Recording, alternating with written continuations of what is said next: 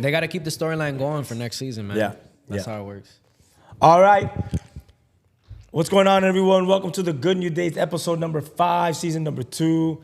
This is a conversation that I've been waiting for, longing for, and I'm just really pumped about this. First off, we got Mijo with us, and our guest today is Aklesso. And Aklesso, I'm so thankful. Thank you for being here, man. No, thank you for having me, dude. Yeah. It's a blessing. That's some good conversation. Make sure that you like, that you subscribe, that you hit the like button, comment. We'd love to hear what you have to say. The bottom, everything that Aklesso, everything that we're going to share, it's the way to hit him up. All the things that he's doing, hit the links in the bottom. And also ways to give to the show to help us out financially, hit the give option. But yeah, man, we're grateful to have you. Oh, thank you, dude. Mr. F. Yes. Mr. F. Mr. F. Wow. So not many people know me as Mr. F. A few people do, but I had the privilege of teaching I started teaching second grade, and I started teaching second grade. That's a whole other story. But, Wow. And but it was funny because it was just to meet my wife. You know, I went there for 1 year and it was insane. But I taught second grade, and then I left, and when I came back, I taught 5th grade for a little while, and then I said, okay, when high school opened up, it was such a blessing. I had such a good time in high school, and I had the privilege, I don't know what grade I was. I taught you for 2 years. I think it was like 10th and 11th. 10th and 11th. Yeah. Yeah. 10th So I and taught 11th. Aklesso his sophomore year, his junior year. Yeah. And we did a lot of cool things. We dug into the Bible, into the Word. We had leadership classes, Bible classes, and I think we even ciphered a couple times in the cafeteria. We did, dude. And in front of your classroom, and I would show up late to class. Yeah. And I'd be like, yo, I was rapping with Mr. F. Yes. Amazing. Oh, Mr. F better write you a pass. Mr. F, can you write me a pass? No, you got to be on time. Yeah. Wow. So we used to rap, but that's awesome, man. So I've known you for, man. So how old am I now? 14 years, No more. right? It's not 14? Yeah, maybe 14. 14. We've been here for 16 or No, 18. That's wild. Wait, no, is it? I cannot do math. At least 16 years. At least. I What would year say. did you graduate? Yeah. 2012. Oh, wow. You 2012. Okay, so yeah, I'm bad at math too, but like that's lower 14, than 14. Yeah, it's wild, man. Sheesh. It's so cool, man. So just grateful to have you here because to see you grow. You know, I saw a thing about I don't know what it was on social media, and it said, children, remember that as your parents are watching you grow, you're also living this life watching them grow. And it's cool, like with students, I see them grow, and I've done some of our students' weddings. I officiated their weddings a couple of weeks ago at the church. We dedicated some of the babies from students of mine, and you know, things like that are always like so cool. And just to see where you're at Aklesso and just have this conversation, it's awesome to see that the hand of God has moved you forward, and you're still being led by Him, and Thank you. You still want to honor Him and do His will, and we'll talk a little bit about that. But yeah, man, I guess I don't know why I thought about this, but just to sort of like, where are you at right now in the sense of like, I was thinking about the word passion. Like, what are you passionate about? Or where's your passion at right now? What would you say? How would you answer that? Yeah, my passion now is definitely in creating beautiful stories. Yeah. Like that's where my heart is. I believe that God has given everybody a unique story. I think just people have bought the lie that they're not unique or they're not special. So I feel like God has created me to let people know and to create beautiful stories. Whether that is in my art, whether that is, eventually in like books or, TV or movies, that's what I want to do. And then on a personal level, when I meet people, I want to be able to draw that out of them too. Yeah. Like, let them know, like, no, you're unique. Like, your occupation isn't what defines you, but who you are and God defines you. Similar to what we were talking about earlier. Yeah, we were just having this conversation before we hit record. Because this is my first time meeting you, you are a recording artist. I am. Right? Mm-hmm. So to go off of passion, man, like speak on music and how God, because it's obviously these things happen because of the way that God wants them to happen, but like music, I feel like is the way that God speaks to me the loudest. Yeah. Right. Yeah. Yeah, it's honestly really fascinating, surreal, because I do believe Rigo was a big part in me being here. Like when I reflect and think back, so I started rapping for fun like when I was like 12, and then after my dad left around a similar time, it was kind of like what I did to help me like deal with the pain I was feeling. It was like my catharsis essentially. And then I had an aunt. She like produced music, so she would encourage me. I had like uncles that would DJ, so they would like put on beats and I would just freestyle it to it. And then when I met Mr. F, Which, by the way, Mr. F is still mind blowing to me. I'm gonna start calling him Mr. F. Yeah. It's the last name. You know, not even in high school could they say Figueredo, man. So it was like just F, Mr. F. That's what they called me. That's awesome. So then he would just like, oh, freestyle, like, you know, like encourage me. Trying to draw that gift out, man. Yeah, and then I would just be like, oh, cool. It's like all the Bible teachers trying to get me to rap. Like that was like so awesome. And then he would tell me about other, you know, Christian rappers because I wasn't tapped in. Yeah. And then I remember coming here when he brought a rapper here by the name of Raw Servant. Shout out. And then I came and I seen, it was my first time seeing someone rap like clean lyrics. Like, you know what I'm saying? Like I never seen that before. Yeah. So Or I in a was church. like, Or in a church. In man. a church. And I was like, oh man, this is dope. Yeah.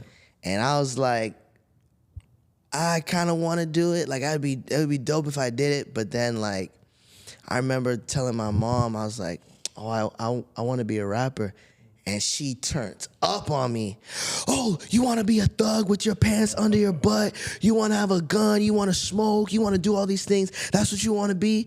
And she just went crazy on me. And I'm just like, my head out like, I just wanted to make music. Yeah. I was like, and I was like, nah, I was just kidding. I just wanted to see what she was gonna say. I was just kidding. And I was like, okay, I guess I can't do that because you know my mom is Haitian, so she's not playing with that. So then, kind of how it kind of moved. I went to the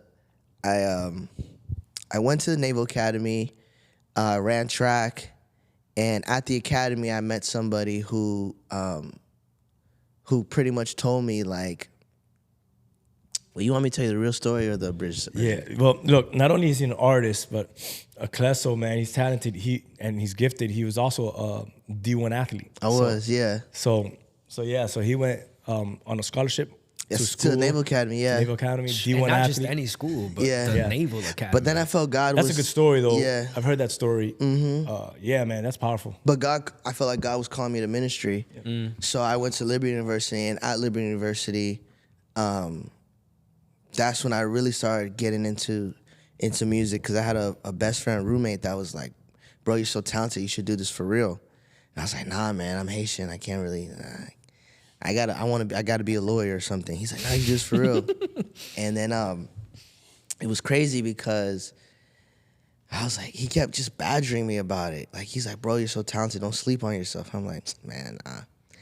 And then, like, soon after, he passed away in a car accident. So then it was after that, I was like, you know what, God, like, I'm gonna do it. And from there, like, God just opened incredible doors. Incredible doors. And, you know, I met everybody from Andy. And Andy's, like, one of my, like, a really close friend of mine now. Like, Cray, it's like a mentor to me. You know what I mean? Like, I got to songwrite for a lot of artists. It's crazy. It's crazy. Yeah, it's cool. It's cool to see that gift grow. I remember when you first started like releasing stuff, and it was so cool. And then I would hear from like other students, "Hey, you heard about Aklesso?" And I was like, "Oh, so good." And every once in a while, I would write on your page like, "Yo, I'm your number one fan, man. I'm your number one fan. I'm so blessed to see you doing all this." It's so cool, man. You know, from high school, and then how you went in with school, and you know your whole injury and all that stuff that's going on, and just the path that God's taking you on, how He's shown that He's been with you, man, and now going into marriage and then fatherhood, and yeah, man, just leveling up in life. That's awesome. That's good, man. How are you doing right now? Like he was Mijo was talking about your music career and all that. How's that going? Where do you see yourself at right now? I was so blessed to have you at the school where where I do some chaplain work, and you were over there and you shared to a bunch of students, and I mean, man, they were so blessed by you. To the end of the school year, they were still, which was towards the end, but they were still talking about it, and many of them were like, "Hey, we're following him now. We downloaded his music," and I was like, "Yeah, that's why I brought him. You know, I wanted." that's fine. So then, like when you were a student, and I introduced you to all these hip hop cats and all these rappers and all that, and now it's like I'm introducing other students to an old student who's now like that's you understand, like that's mind blowing. It is crazy. That's crazy because that's what I did with you, and I always do it with a lot of people. But now I'm doing it with you, with them. Like it's just that's surreal. That just goes how crazy like time just flies. That's why like I try to be intentional with everything I do because it's like life is but a vapor. You know what I mean? Like, but music. It's going really well. I'm really trying, and we were talking about this earlier, I'm trying not to have my identity as an artist. Like, I'm somebody who truly believes, like, God, whatever you want to do, like, we doing it. If this is my last project, things don't work out, like, it's okay. Like, I'm still going to be intentional with my family, there for my family. I'm still going to be intentional with my community. I'm still going to be connected to God. Like, that's not going to change. Like, the music don't define me. good. And I feel like that attitude is what allowed for so many doors to be open. Because you meet a lot of aspiring artists or just artists in general who, like, their entire identity is in the music. So their list of priorities is music first, then it's maybe their family, and then it's God. Where it's like you gotta reshape those priorities, having God first, then it's your family first, and then it's your occupation. And that's why you see so many, a lot of families like erupt because they put the occupation over their family. They put, the occupation over God. But I think music is, I really want to be intentional with impacting my community here, like with the art and doing something where we connect all the South Florida artists together. Like, not necessarily mean, hey, let's all get on songs with each other, but how can I be someone you can talk to when you need advice or you need help or you need like a soundboard? Because I didn't really have that as I was coming up, so I want to be that for others. And then connecting with all the Florida Christian artists. Like, how can we all come together? So, like, yesterday I was with Caleb Gordon and Kenny Rivers, Tommy Royale, like, OK Warren, Scooty Wop, like, how can we, like, support each other? Not necessarily jumping on each other's records, but, like, just, like, being community and, like, so... I was given marriage advice. I was given whatever I could have. They was giving me content advice because I hate doing content. I don't like it. Like, I just like creating. Yeah. But I mean, it's part of it now. If you want to be successful, you have to do the content. Yeah. If you want to reach people, you have to do the content. Yeah. Yeah. We have that even with us, like in a group of like pastors where it's kind of the same community of like, how can we do this together? And what does that look like? It doesn't mean that we have to merge all the churches or you have to come preach at my church, I preach at your church, but how does this work? And whether it's accountability or real conversations between these men and building each other up. And like you said, you start talking about all these different things with them. Yeah. You can't be an island. You can't be an island. No one can be an island, right? Like, it doesn't matter what occupation you're in, what scope of life you're in. God has literally created us to be in relationship. All of us are called to be in relationship. So, like, one thing that bothers me is when people say, like, oh, I'm the church, I don't got to go to church, I don't have to commune with other believers. It's like, you read Acts, like, there was always in community. Like, you read the scriptures, it was always in community. Yeah, it may look different because times have changed, but the pure basic form of it is community. Right. Like, even receiving the word was a communal thing. Yeah. You know what I mean? Like, everything is so communal. Yeah.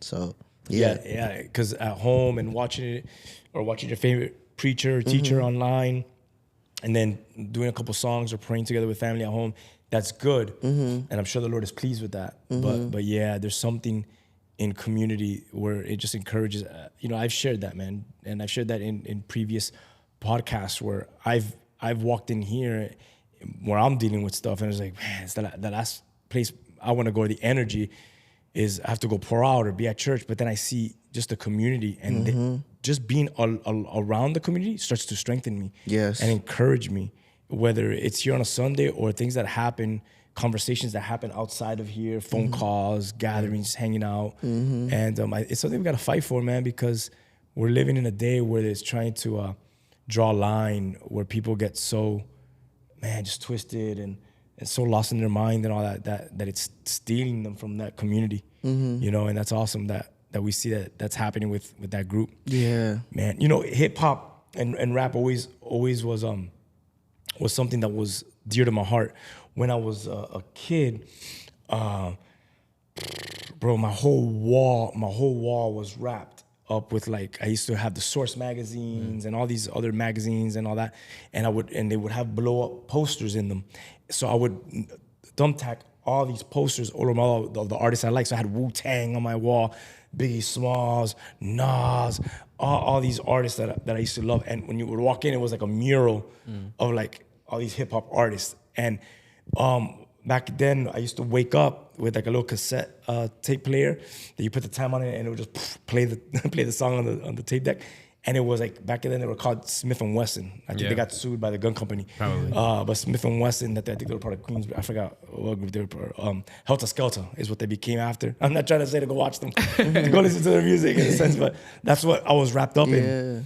And it was just wild, like just I think hip hop for me played like a father figure to me, believe it or not. Because I didn't have a dad growing up. I lived with 2 women in the house, and I found hip hop, and it was tough. It was rough, so like, you know, I did what they did. You know, even as a kid, when I started listening to Criss Cross, I shaved my eyebrow one time, and I pretended like I cut it by accident. I made a story, but I used to wear my clothes backwards, and because those were my influencers. You know, I wanted to be like them, and then later on with hip hop.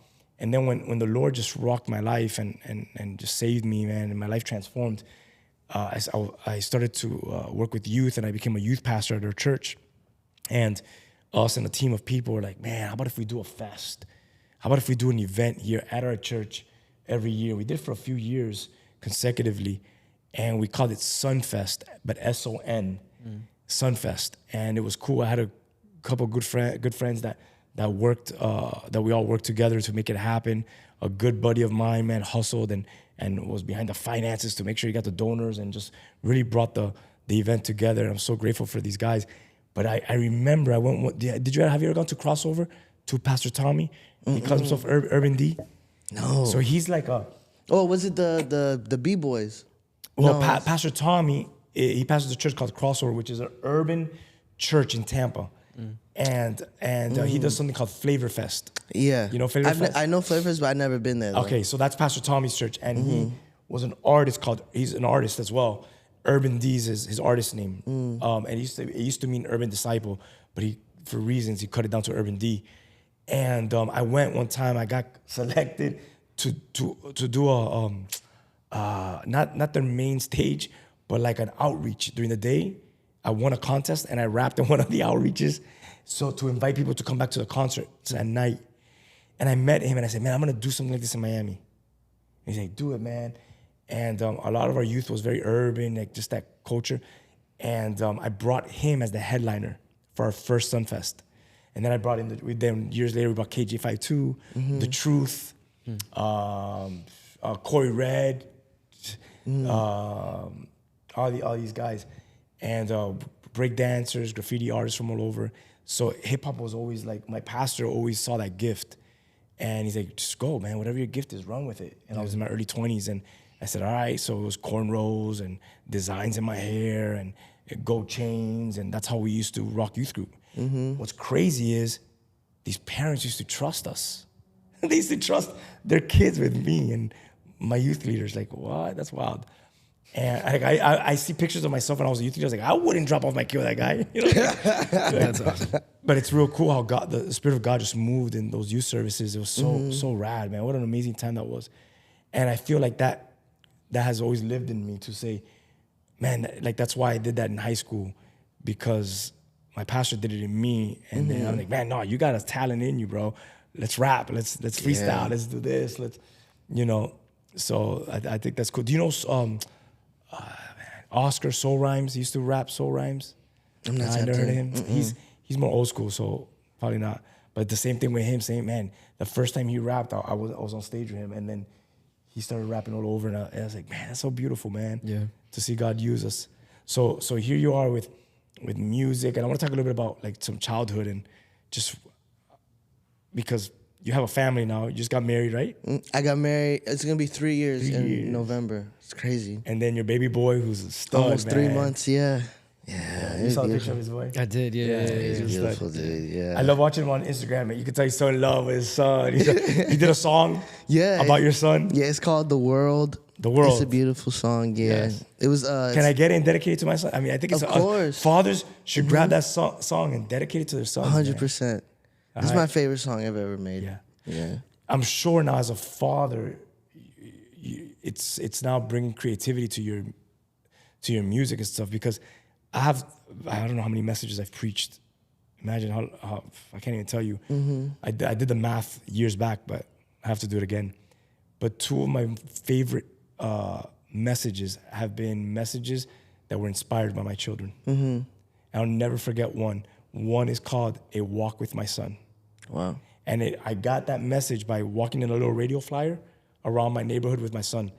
And in every station that I would go with my son, whether it was a swarm of ducks, a dog that barked at us, a stranger that came and said something to us, every single one of those encounters with my son in one trip, God was speaking to me. I was like in tears. And I came back home and I prepared a message titled A Walk with My Son, and what that means between my father and I. So as you're talking about like, man, music and all that, how are you holding it together?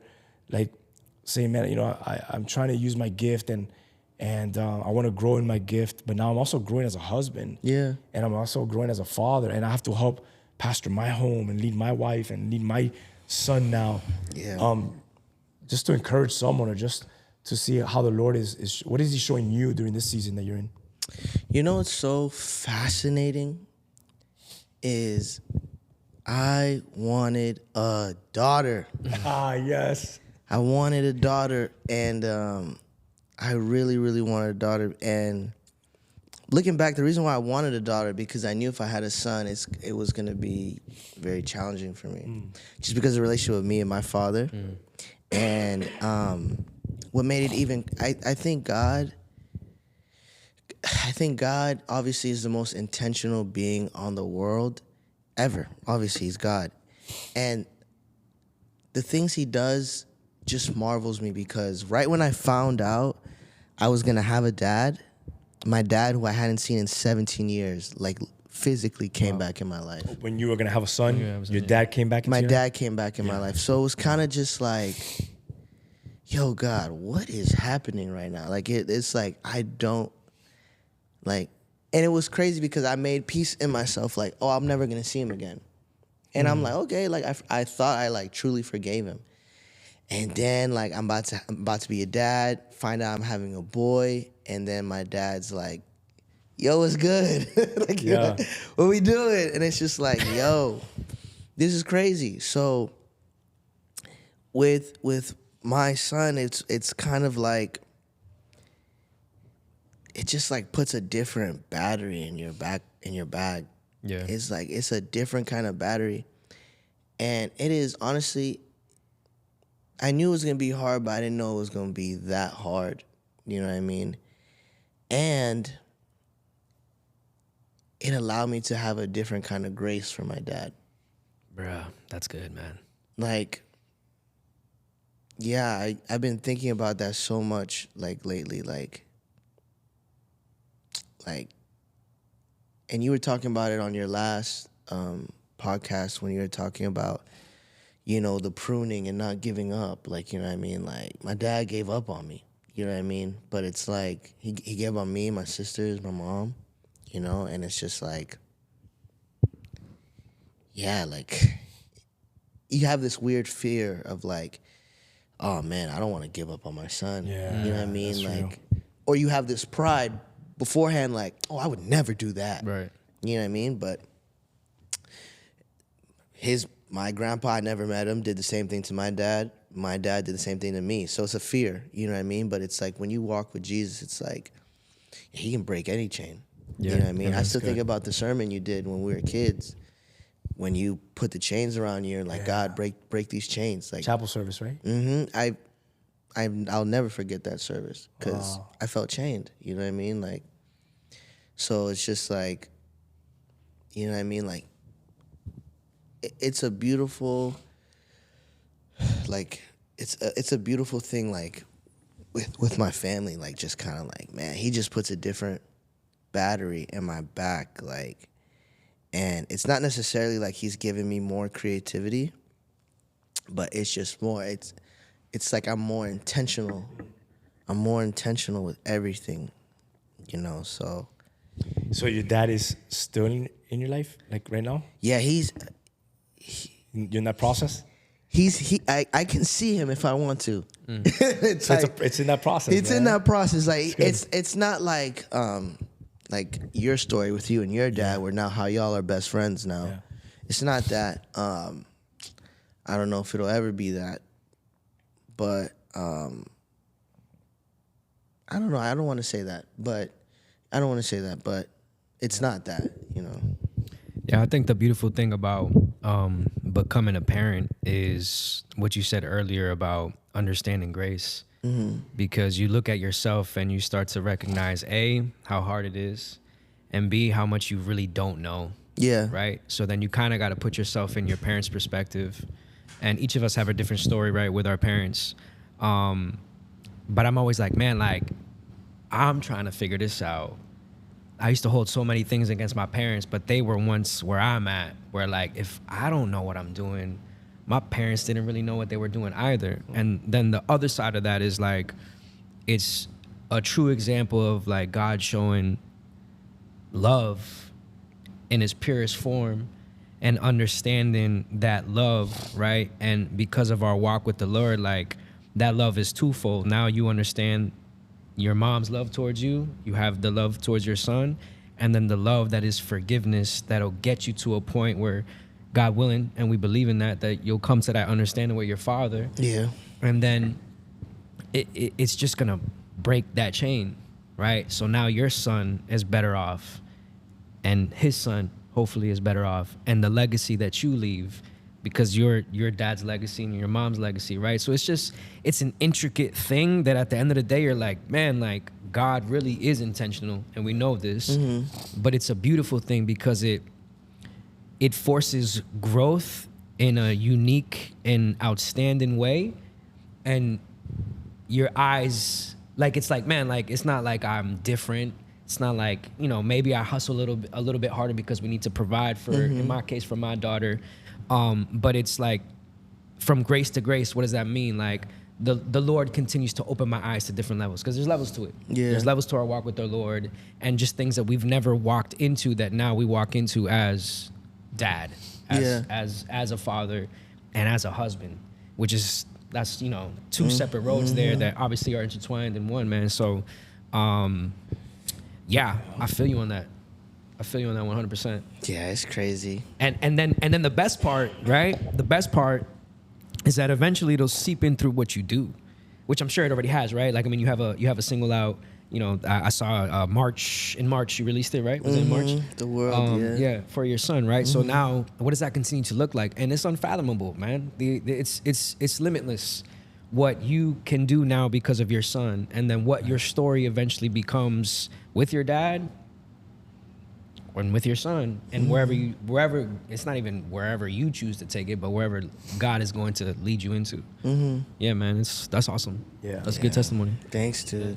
Man, I remember, just like, I have my son and my daughter now, but I remember a lot of like first time, obviously, it's with my son. So with my daughter, it was second time, and this feels different. You know, that's how it changed with my second, and I'm guessing because she's a girl as well. So there was, oh yeah, and it's a little different because of this. But I remember like a lot of first times with my son, and I remember I would just stare at him a lot when he was.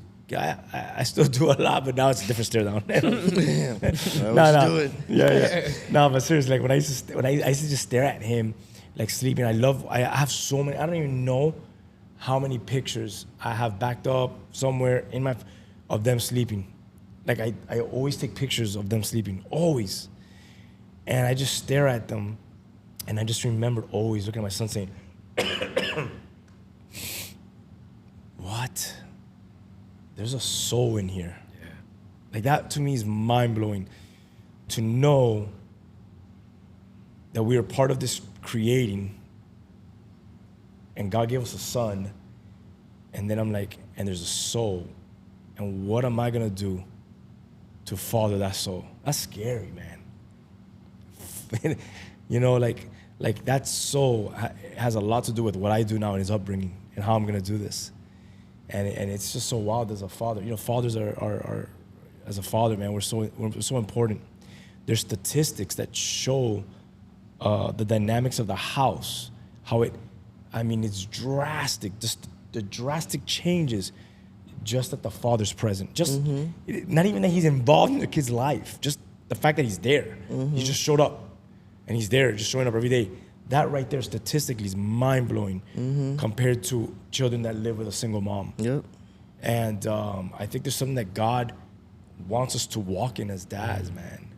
And like you said about my father, you know, just to see the relationship that they have. And I have pictures of them on the floor laying down next to each other. And I'm like, I don't got no pictures like that with my dad.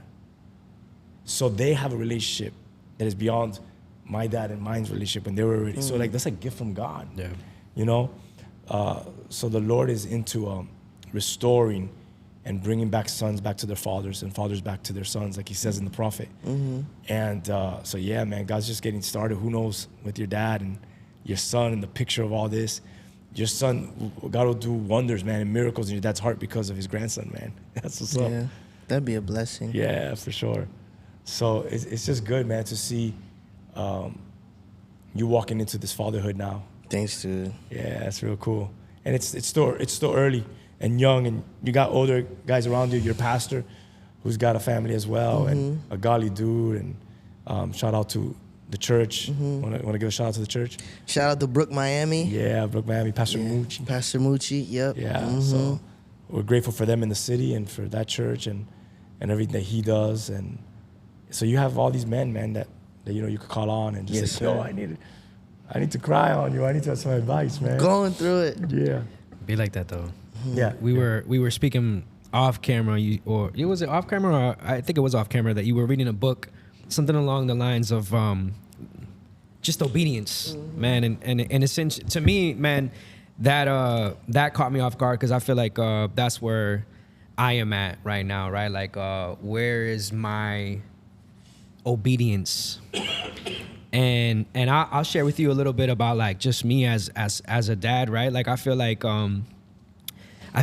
I have to walk deeper into obedience. You know what I'm saying? Because of my daughter. Like, what does that dynamic look like for you? I mean, you just started, man. You say your son is 3 months old, right? So like the obedience to, you know that you have a calling when it comes to music and your artistry, but then now the obedience in the house, right? Like has that changed? Like, what does that look like? Yeah. So that's why you're reading it. You know what I mean? Like, it's called A Long Obedience in the Same Direction, Discipleship. Okay, A Long Obedience in the Same Direction. But it has an emphasis on discipleship.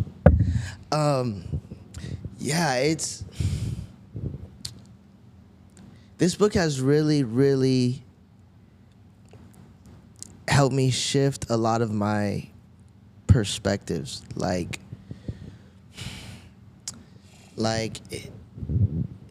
It's fascinating. Like, if you ever, like a plane, like, even if it's like a couple degrees off, it's the difference between landing in Miami or like, right, you know, in Timbuktu. Like, you know what I mean? Yeah, like, so just really like walking in obedience with Christ, which sounds elementary, but it's like really shedding yourself of things that like are of this world, like, you know what I mean, and really focusing on Jesus. Yeah. So as far as when it comes to my family and obedience, it's like, even right now, like, I've been gone all week, you know, working, in Orlando at a studio, at a writing camp. I come back home and I have so much work I need to get done. But earlier I texted my wife. I was like, hey, actually, like, could we? I have stuff I need to get done.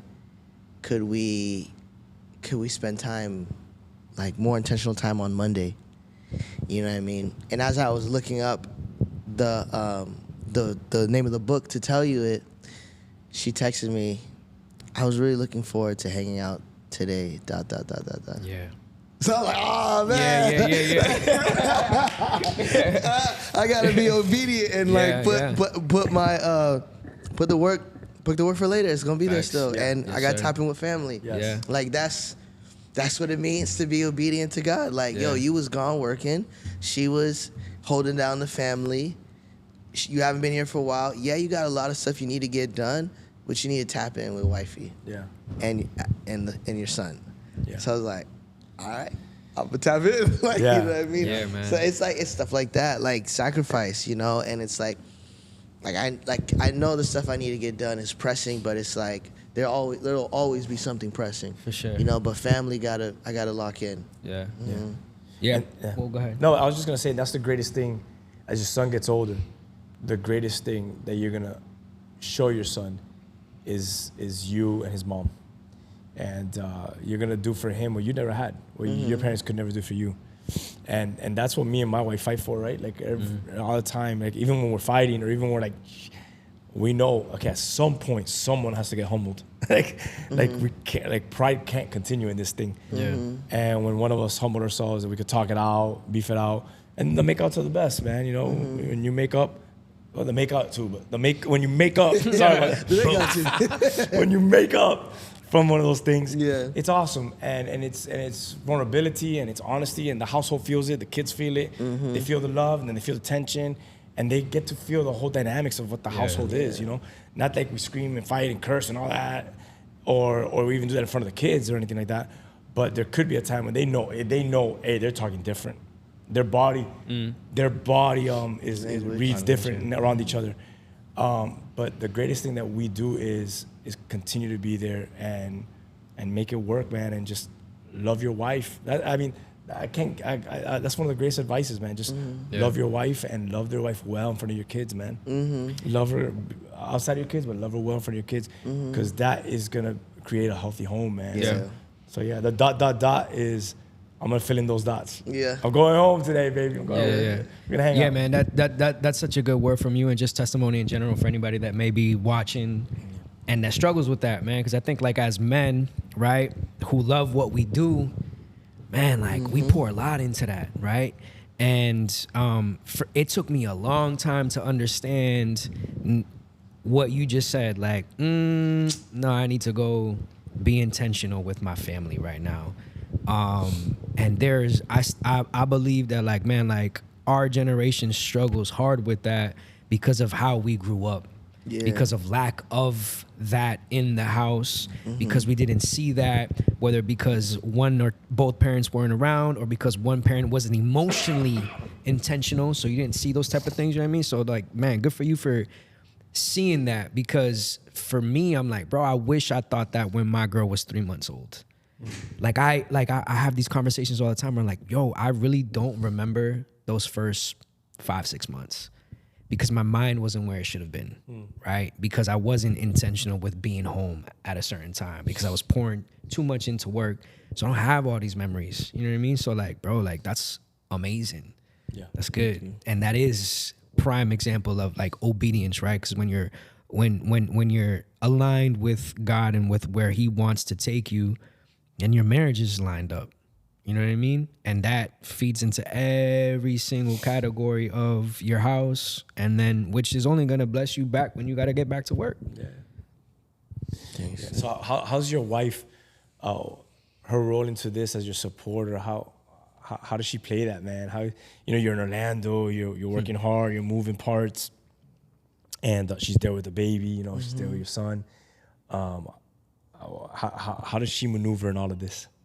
Yeah, so We're learning because it's very early. Yeah. But I was having an interesting conversation with Mucci where it was like, Anna was having that same conversation with another Christian reggaeton artist. His name is Kenny Rivers. You should check him out. He's really good. All right. And because he's about to be in the same situation, I'm like, yo, a lot of times, like, and I said to him, like, you know, like, you're a superstar, so it's like, a lot of times maybe your wife gets lost in the sauce, like, and feels like she just gotta be, like, like she's in the passenger seat of your dream, whereas God has given them a dream as well. Like, you know, my wife has dreams as well, so it's like, my focus has been, like, not necessarily how can I, like have her, like, just ride on the coattails of what God has for me, but, like, how can I empower her to walk in God's calling? Yeah. And maybe it is, and maybe it does somewhere down the lane, like, come with my artistry, or maybe it doesn't, and that's fine. But it's like, how can I be her biggest cheerleader? You know what I mean? And I think there was somewhere when we found out we were pregnant to, you know, like, just recently where that was lost, where it was just like, even for her as well, where she's just like tunnel vision on the baby, and just whatever aspiration she had, it's like, because when we found out we were pregnant, there was a bit of sadness on her end because she was like, man, I should have went back to school and did what I wanted to do, you know. And it was like, because she wants to mentor young women. Like, that's what she feel like God has called her to do, like, disciple and mentor young women. And I mean, we've had long conversations with it, but my mind and my heart is like, man, you don't need a degree for that. You know what I mean? But she feels like she needs that, so I'm going to support her on that. That's good, yeah. You know what I mean? So it's like, how can I be your biggest cheerleader? How can I help you walk in that? But right now with that, too, it's like, what I want her to start helping me with is, like, when it comes to academia, I was very, like, detail oriented. Yeah, you were. But when it comes to, like, creativity, I'm all over the place. Can you help me? Can you help me with my schedule? Right. Like, from, like, content schedule to, like, all different stuff. And she's very, very detail oriented, and she's very, like me, if, like, anytime, whether I have a lot of money or I'm broke, I'm spending it. So, I'm not good with handling money, but she's very Don't ask about my savings account. Right. Ain't no savings. She's very, very frugal. Yeah. So it's like we balance each other out. All right, so let her handle the finances, man. Yeah, no, 100%. 100%. Like, For sure. So it's kind of like that, like, Yeah. you know, but trying to cheerlead as hard as she cheerleads for me. That's good, Aklesso, man. Yeah, that's good. And that's good for anyone that's listening that maybe is in a situation, maybe their story's a little bit different. But don't forget, like I even said in my last podcast, don't forget that helper that God gave you. Because not only are they your helper, but you're their helper. 100%.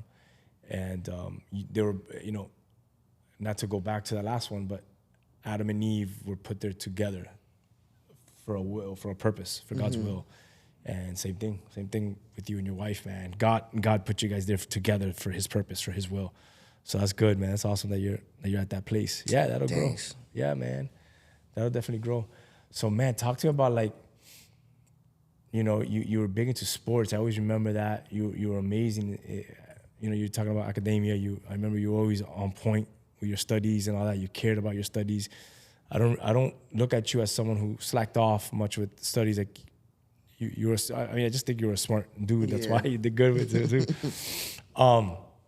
But man, how did your upbringing play a role into, like, this whole person that you've been developing into, man, into these phases of your life?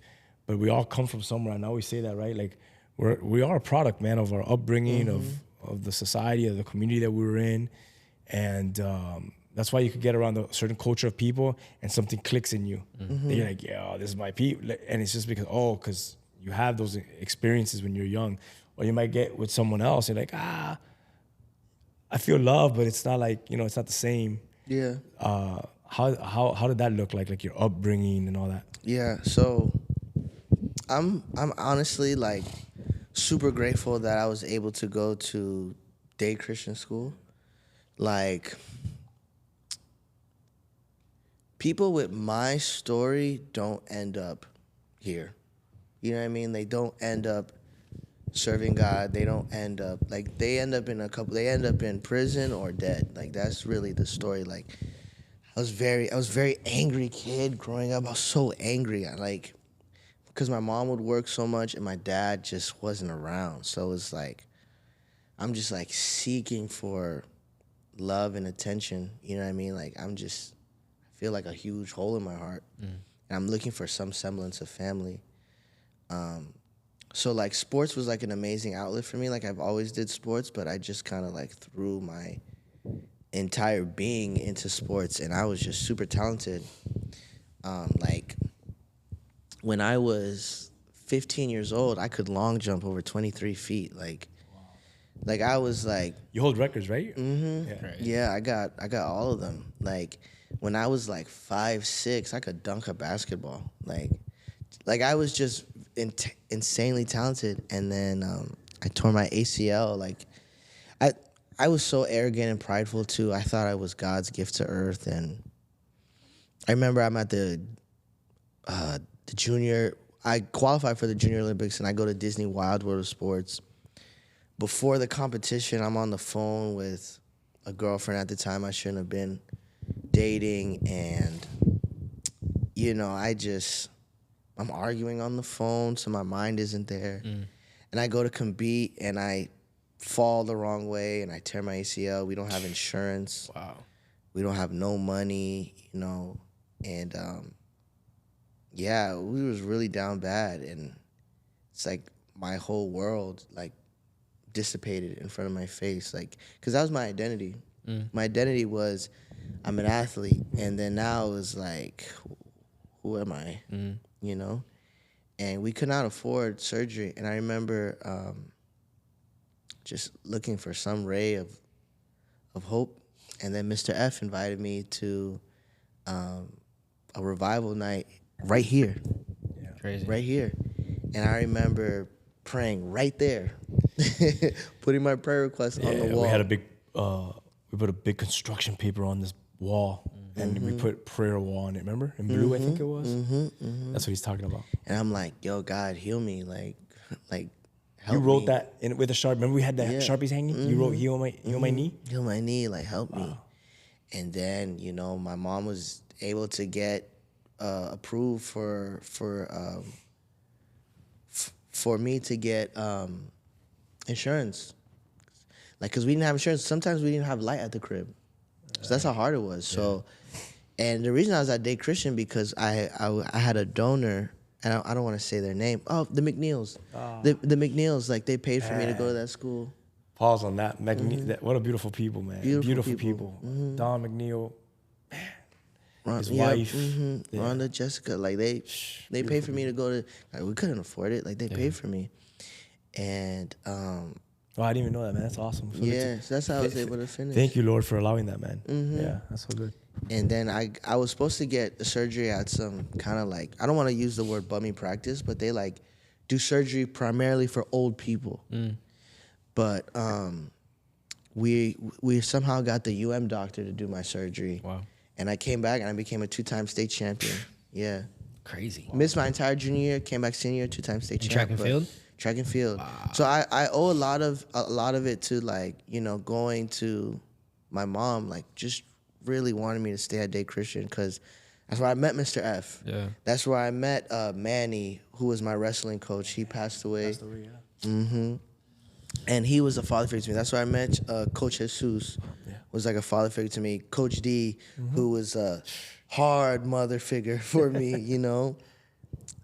Aklesso, stay away from them girls. Jamaican. Yeah. She used to represent Jamaica. Yeah. Stay away from them girls. You need to focus. You need to focus. And she used to scream across the Great, hallway. yeah. She'd pull my ear. Sometimes she would check in on the classes. See, you know what I mean? Like, it was such a village of people who just came around and helped me. The, different youth pastors that helped me. Like, I honestly believe, like, and sometimes I think back, it's like, yo, like, what if I never tore my ACL? Like, where would and I just lived off my, like, God just left me to my ego and my arrogance and my pride. Like, what kind of person would I be? You know what I mean? Like, bro, it's a beautiful thing to get knocked down. And I think a lot of times we don't even see that when we're going through it. And in retrospect, you're like, yo, you know what, God? Obviously, his ways are the best, right? We don't see it, but it's like, yeah, I feel that. Because sometimes you need to hit that rock bottom to really understand the scope of it all and see it from a different perspective. Because, yeah, man, like, so much of the world is lost to just self. And, not in the way of the Lord because they are their own God, right? And man, at an early age to identify as an athlete, right, and have that happen to you, and God come to your rescue and allow you that vision, man, like there's 60-year-olds, 70-year-olds still lost in an identity of something that they shouldn't be wrapped up in. Can you imagine? I can't imagine. I don't want to imagine. Yeah. You know what I mean? Bro, I think about like the life of Moses, or how it all started, right? Where Pharaoh's like, yo, we gotta kill all the boys, they're becoming too many, too strong. And then, shout out to Moses' mom, Jochebed, and she sees him and he's beautiful, and he's like, I can't get rid of this child. And they were gonna grab the order was to grab the kids, throw them into the Nile, just throw them in and kill them. And she's kept them silent, and then when she couldn't keep him silent no more as he was growing, she just had to trust the Lord. Like, man, she makes a little ark for him, a little floating device, and sends him down the Nile. And it's so cool how God's, there's so many different things right now that are in my head, and I heard a preaching recently about this, but just the whole fact of like Moses' upbringing. But whatever, let's not even get into that, because that's crazy. Can you imagine being a kid where you're a sponge, a baby, where those moments where you're supposed to cry and share emotions and you're supposed to play with them, but you got to keep it a hush? Imagine what that does. So he always struggled with identity, When he's confronting God, the conversation Moses is having with God is an identity issue. He comes to a point where he sees both his identities fighting one day, which is an Egyptian and a Hebrew, and he's like, this is both of me. And he picks one right there. Okay, I'm the Hebrew, bro, and he kills the Egyptian. Then later on, two Hebrews are fighting, and he's like, stop fighting. He's like, what are you gonna do? You're gonna kill us like you did to the, and like, he was being checked. Yeah. But how cool was this as a baby, that at that same time that he's going down the Nile, he comes through the palace, and bro, out of everyone, right, at the time, like, why was like Moses floated by while Pharaoh's daughter is taking a bath outside it's wild. And she picks him up. She sees he's beautiful. She's like, I'm not gonna get rid of this kid. She knew what her father said. She knew what the law was of the land. And right behind her is Moses' sister, says, hey, you want me to grab one of the Hebrew women? Maybe they could take yours. Yeah, that's a good idea. Go do that. And who did she bring? Moses' mom. And then Pharaoh's daughter's like, tell her we're gonna pay her too for this. We're gonna pay her. She can live here in the palace. And I mean, you just look at all of this, and I love how God does that in our lives. How you said a comment. He's like, people with my upbringing or people with my past, I don't know, you said the exact word, are normally not where I'm at right now. And it's almost like that Moses, where God's like, yeah, but I have a different story with you. And I'm going to walk you through the Nile. I'm going to put you in the right place. He puts like the McNeils in your life, and he puts you in a school. You meet the right people in the school. You go. So it's like he sets your path. And like, all right, now you're going on this journey. Now you're going on this journey. And it's like we have this like decisions that we make, but it's all in his path. And sometimes it's like the children of Israel, like, I'm taking you somewhere, but now because you're choosing that path, you're gonna be a little bit longer now. But it's all part of his plan and what he wants to do. And I'm grateful that that's happened, man, where you see like, yo, it's like Moses, like God just put people in my life, or God just did stuff, and I shouldn't even be here. So, man, for anyone watching, they could relate to that and say, just trust God. It's a process that you're on, and if you look closely, there's people that God is putting in our lives. There's obstacles, there's things, and if, man, we're God's children, He's doing it to work out a greater plan. And here we are today, man. What a great plan to see now how you're stepping into this, and you continue to move forward. And man, I'm excited to see what the future is going to continue to be. I know your heart. I know you mentioned it earlier in our conversation, but I know you have a heart for people's stories and telling the stories and what that could look like on the big screen. And I told you from that day we spoke, I said, bro, I could see you, man. That, like, when you told me that, I don't know if you caught it in my face. I just like, bro, that's you. Like, yeah, like you could do that. And I remember I felt that when you shared that. So I'm excited, man, just to see what the Lord is going to lead you to, man. And just thank you for your yes, man. It hasn't been easy. None of our yeses. We have to continue to surrender and submit and, die. But thank you for never saying not today. There's not a yes today. That yes will continue to grow, man.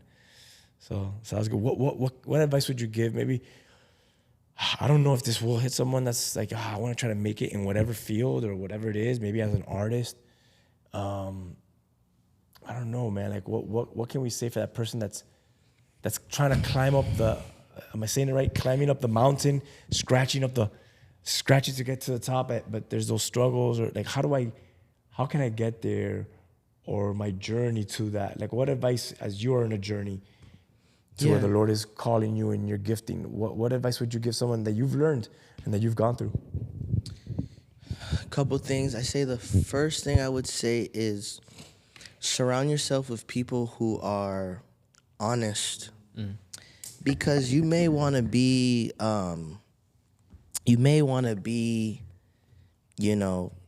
a singer, but you're tone deaf, so it may not be for you. Maybe there's something around music. Maybe it's a manager or a promoter or a curator, you know what I mean?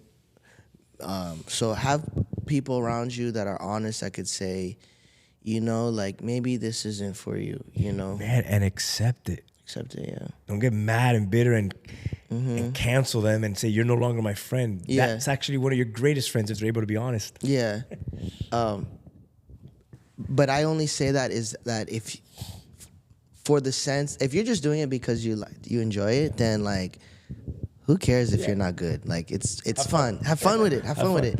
But I've seen too many times where people will abandon everything that God has for them, like disregard their family and their priorities and be irresponsible and try to do something that God has not given them to do. I feel like in that sense, that's not obedience. That's good. That's not obedience. Yeah, that's good. That's a good point. I think another thing I would do is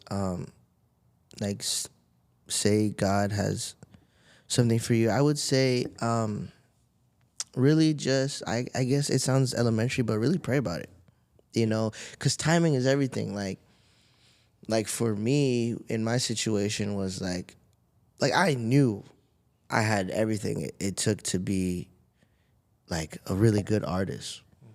But God had me working at a nonprofit, teaching kids about making healthy choices. That's where he had me. No matter, I was not going anywhere from that. That's where he had me. And I had to accept it until God said, okay, it's time to go. And how do you know it's time to go? You got to pray, seek God, and then seek counsel. For me, I had to seek counsel from my pastor, and I had to seek my wife's advice. And then, I felt God telling me. So it's not going to be,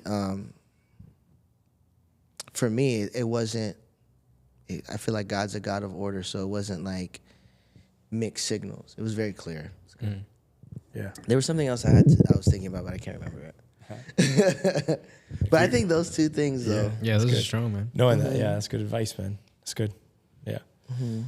Cool, man. I appreciate it. I don't know if you have anything else you want to ask. Oh, I remember All it right, now. ladies. Sorry, I remember it now. This is gold. This is a nugget because if you're brought back to memory, let's see. Yeah, so, and I kind of see it as like an athletic thing, but whatever it is your craft is, you have to lock in on it. It can't be like, yeah, I do music, but I'm only putting like barely any time into it. Or, yeah, you know what, I want to be a pastor, but I read my Bible like 5 minutes a day and I go on with it. Like, you know what I mean? I'm just in the Word when I'm trying to put together a sermon. Like, whatever it is God has called you to do, you have to be excellent at it. You cannot expect results when you don't put in the work. You cannot expect to make real change where you have no responsibility or, passion about what you want to do. So I'd say if you really want to be excellent, like, you have to want to be the best at it, and you have to have some kind, and I know this may come off as like weird, but there has to be some sort of like healthy obsession about it. Like, you have to like as a pastor, like, you have to, man, like, I have people who are struggling with this concept. I need to get in the Word and study it so I can be able to help them. Oh man, like, I want to be a great artist or creative or, whatever. I have to be the best, but also understanding that your vocation doesn't come over your family or God. Yeah, that's good. Man, that's good. That's a perfect out. Yeah, that's to be good, honest, bro. yeah, for real. Thank you, man. Thank you Yeah. so much. I have a few things, but you married a Cuban. Your wife's Cuban, man. Shout out to the Cuban girls out there. Yeah. So what's your favorite Cuban food, man? Man. You went from Haitian food to Cuban food now, so what's Yeah, up? that's a Man. No pressure, be careful. I'll tell you this. I don't like picadillo. Oh, I love it. They're not making it right, man. I I don't was like. gonna say, what about it? Is it? I don't like picadillo. I don't like it. Is it? Yeah, I was gonna say it's got to be sweet if you don't like it. Yeah. yeah, it's too I sweet. I like it more savory. What I do love, I love the lechon, man. Yeah. Bro, come on, The- man. with the lechon. skin. Yeah, It's good. facts. I So you love like it. chicharrones? I love chicharrones. I love the There you go. I love the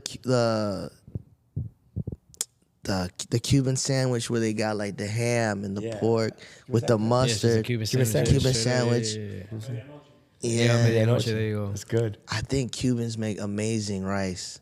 Bruh, Real speak good on rice. that, Come son. on. Here, can I real quick, because I'm not from Miami originally, there's something about Cuban rice and Colombian rice in Miami that is just, no one is touching it. Even the white rice is like, how you make white rice? It is so crazy good? because like that's what I'm Yeah. talking about. I'm not even talking about like rice and beans. I'm talking about white rice. Yeah, we say it all the time about my mom. Like, Mom, you make the best white rice. So like, are you gonna make your rice? And it's just white rice. Yeah, and but it's it's just- there's a touch, man. My mother-in-law, like, she told me how to make the white rice, and I did exactly what she told me to do. Exactly. I'm gonna tell you a secret after. And See if it it's the same. don't taste the Ah. same. It's the pot. It's the pot. It It's the don't pot, taste bro. the You gotta- same. I'm gonna tell you, I'm gonna see if it's the same that way my mom does it. You put the oil before or after? After. Wait, what you mean? What you mean? Like when it's like with the water and everything's in? All right, so you put water in it. It starts to cook. I put the oil. You put the oil in the beginning. Yes. I gotta put it That's how to do after. it? That's how my mom does it. After? So you let it cook. When you see it's ready, then you pour the oil and you mix it and just let it sit there. That's what it makes sense because it comes out like a little. It's fire. Okay, I gotta do that. Try it. I'm gonna do that. And then feed the family and say, hey, tell me how it tastes. Taste. Yeah, I gotta All do right. that. Second question, we'll wrap it up. Your favorite rapper, man? Oh, my favorite rapper is, Maybe of all time. is me. Oh. Right answer. All That's right. my favorite. Who'd you look up to? Any artists? Any specific one that you like? Growing up, it Yeah. was Lil Wayne. Lil Wayne. All right. Lil Wayne growing up, All yeah. right. All right, cool. Cool, man. Dope. Who's yours? Man, me growing up, Me growing up, Someone from Boston. Who's from No, Boston? no, And Lil Wayne and Kanye. Lil Wayne and Kanye. me talented, growing man. up was Jay-Z because of how I was introduced to him. But Okay. when I got on my own, it shifted to Kanye. Yeah. I'm just older than you guys, right? Yeah. I'm older than you guys, so. B-I-G-P-O-P-P-A. Yeah. All right. Biggie, man. Biggie. All right, Aklesso, man. We got something from the Good New Days. Oh, we do wow, this to our that's guests. big. Yeah. We just That's love you. We appreciate you. You could open it, man. You could. We got you rice. Yes.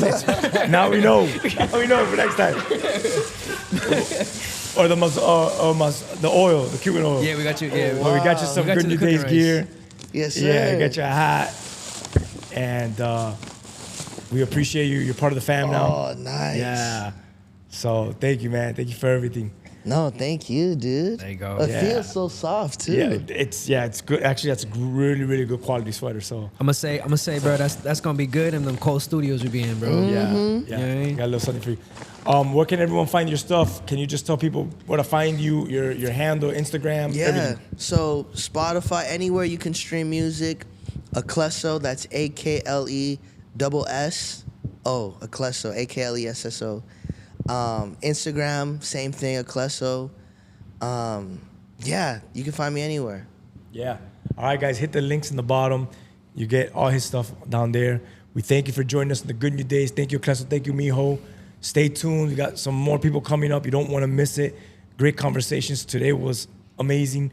And so grateful for your life, for your story, and the story that's going to continue to be written out and lived out. So, all right, y'all. Thank you, guys. Thank and you. peace. Don't forget to subscribe. Yeah, subscribe.